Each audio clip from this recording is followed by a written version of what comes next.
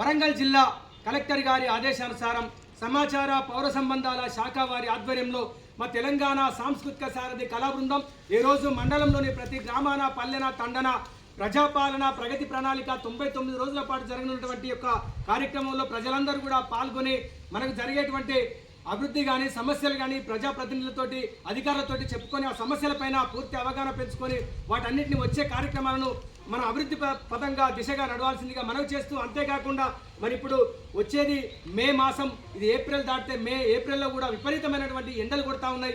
దయచేసి మనం టీవీలలో చూస్తూ ఉన్నాం, వడదెబ్బలు దాకి మృత్యువాత పడతా ఉన్నారు. దయచేసి ఏదైనా అత్యవసర పని ఉంటే 9 గంటల లోపు బయటికి వెళ్ళాలి, తర్వాత సాయంత్రం 4 గంటల తర్వాతనే బయటికి వెళ్ళాలి. ఎందుకంటే బాణుడి విపరీతమైనటువంటి బగబగ 42 డిగ్రీలతో అట్లాంటి ఎండలు కొడతా ఉన్నాయి. దయచేసి ప్రజలందరూ కూడా అప్రమత్తంగా ఉండాలి. బయటికి వెళ్తే ఒక తువాల లాంటిది, కండువ లాంటిది వేసుకోవాలి. ఎప్పటికప్పుడు నీళ్లు తాగాలి, ద్రవ పదార్థాలు, జ్యూస్ లాంటివి తాగాలి. ఎందుకంటే మన బాడీలోని తేమ శాతం పోయి మనం వడదెబ్బ తగిలి చనిపోయే ప్రమాదం ఉంది కాబట్టి దయచేసి. అంతేకాకుండా పరిసరాలను కూడా పరిశుభ్రంగా ఉంచుకోవాలి. మరి పరిసరాలు పరిశుభ్రంగా ఉంచుకోకపోతే అనేకమైనటువంటి రోగాల బారిన పడతాం. అప్పుడు అప్పులు తెచ్చి మరి వేలకు వేలు హాస్పిటల్లో పెడతాం కాబట్టి దయచేసి అదొకటి గుర్తుంచుకోవాలి.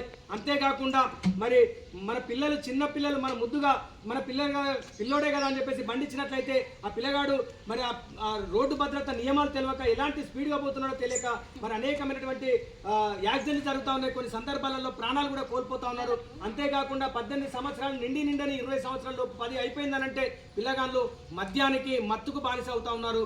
గంజాయి, డ్రగ్స్, కొకైన్ లాంటివి తీసుకొని ఆ మద్యం మత్తుకెక్కి అనేకమైనటువంటి ఘోరమైనటువంటి అత్యాచారాలు, దారి దోపిడీలు, దొంగతనాలు చేస్తూ ఉన్నారు. తల్లిదండ్రులుగా మనం కూడా మన పిల్లలు ఏం చేస్తూ ఉన్నారు అని చెప్పేసి గమనించాల్సిందిగా మనం చేస్తూ ప్రతి ఒక్కరు కూడా వీటన్నిటిని కూడా మరి సద్వినియోగం చేసుకోవాలి. కాబట్టి ఇప్పుడు పరిసరాల పరిశుభ్రతపై చక్కటి ఒకటి